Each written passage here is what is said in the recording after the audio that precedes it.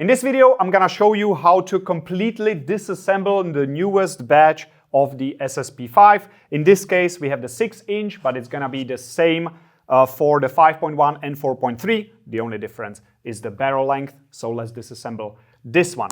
Before we get started, this video is gonna be two parts. In this part, I will first disassemble the complete upper, and in the second video, I'm gonna take apart the complete lower right here. So depending on what you need, pick the part that you need, watch that one, or just watch all of them in a succession. Let's get started with the top. First things first, we need to remove this pin by racking the slide a little bit, and here you will see a notch right there, and behind it is a pin that is connected to this. You need to align them.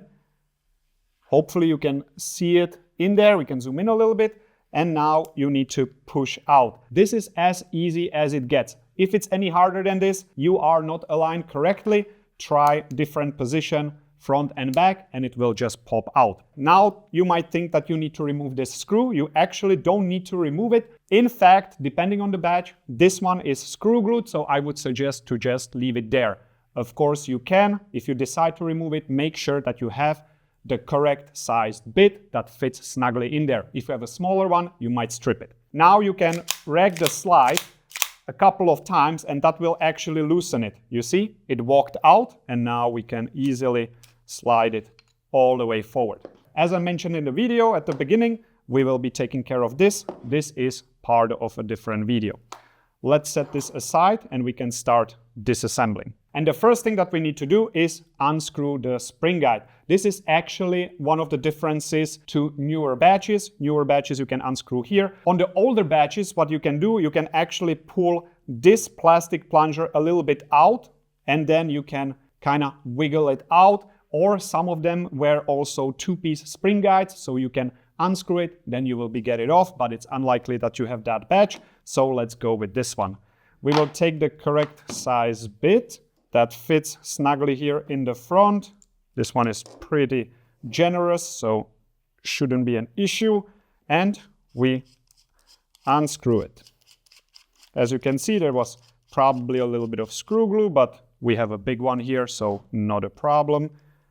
Now we keep everything together so it doesn't jump out, and we can remove it.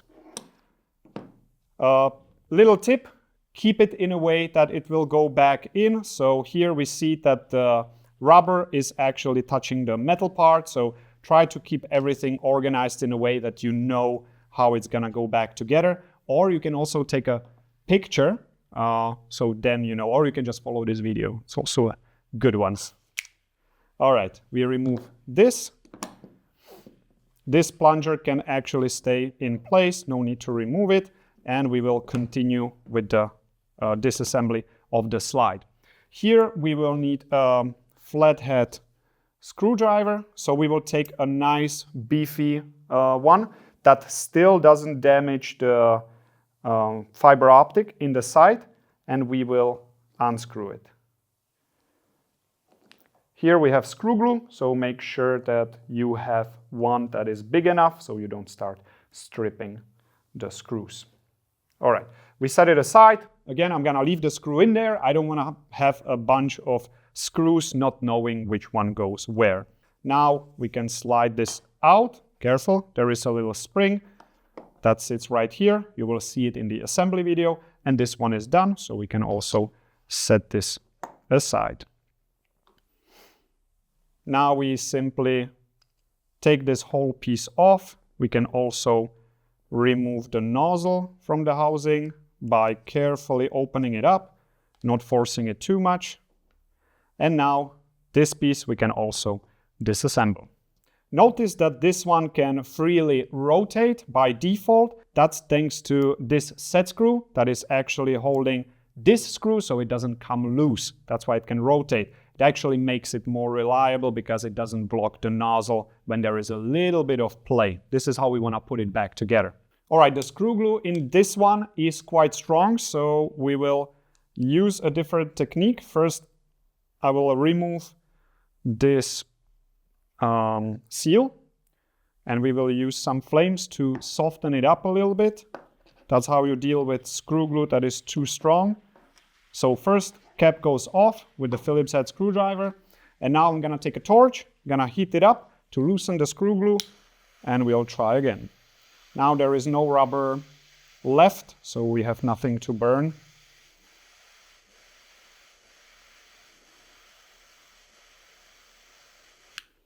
At this point, it's gonna be very hot, so don't burn yourself.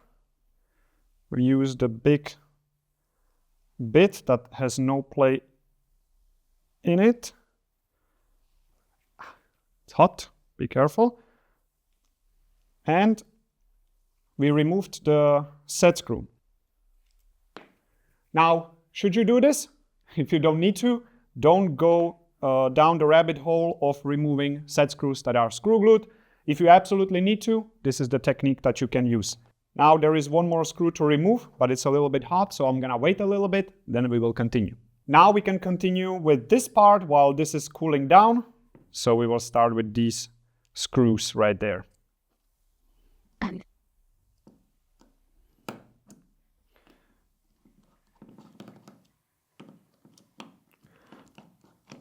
One and two. Now I'm gonna lift it, place it to the side so the screws stay there, nice and organized. Now we can remove this one next to the TDC screw.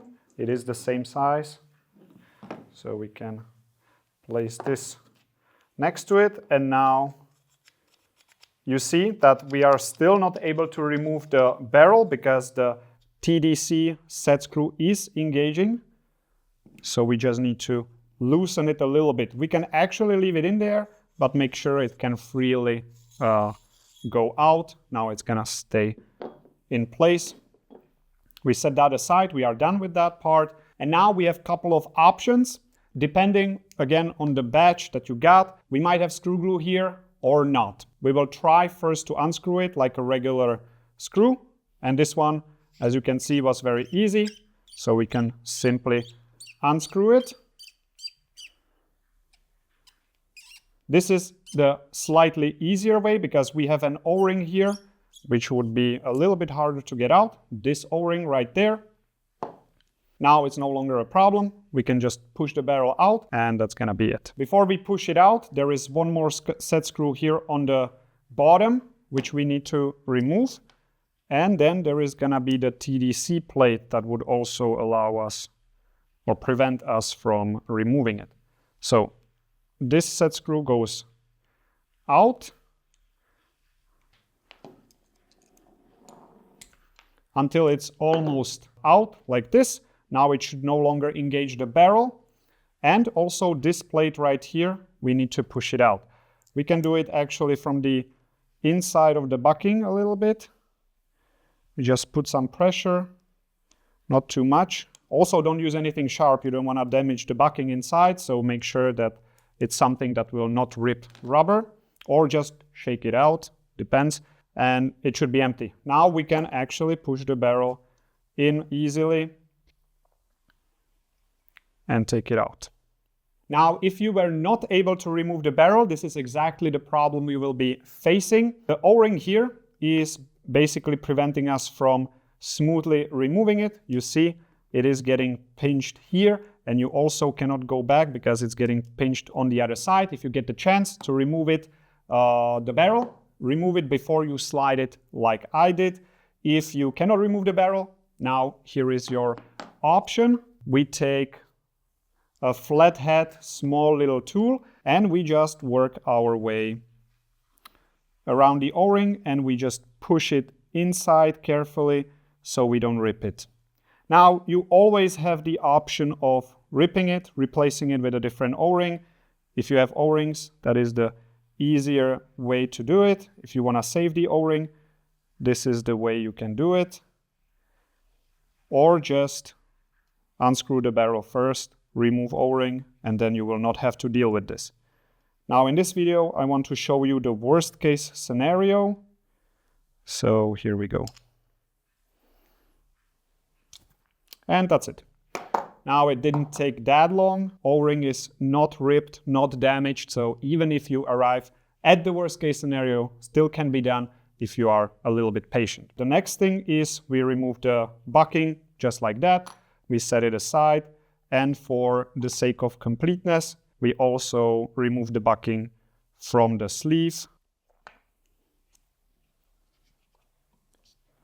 I will take a slightly bigger flathead so I don't rip it easily, and you kind of need to get it out. Of course, this is only necessary if you are replacing the bucking. If not, you absolutely don't need to do this.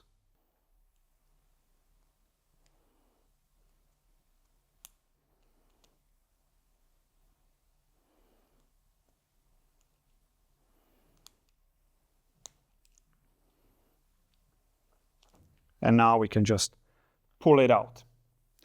All right, that would be almost everything. We come back to our heated part, which is now cool, and we can basically unscrew the back screw because this one is already out.